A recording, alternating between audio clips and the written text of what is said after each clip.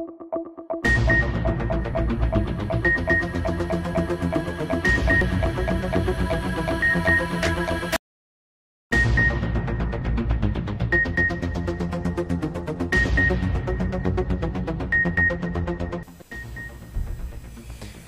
शामिल करते हैं मंडी बहाउद्दीन से। डायरेक्टर जनरल माहीगीर पंजाब डॉक्टर सिकंदर हयात ने fish seed nursery unit Jojianwala का दौरा किया और अफसरान को ज़रूरी हदायत जारी की। असिस्टेंट डायरेक्टर फिशर्स ने डायरेक्टर जनरल को फिश सीड नर्सरी यूनिट जोजियांवाला मनसूबे की तकमील के हवाले से तफसीली आगाह किया।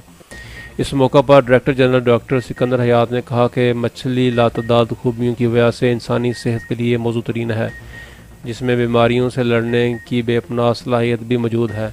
उन्होंने कहा कि आबी हयात की बहाली और बका हमारी अवलीन तरजीह है।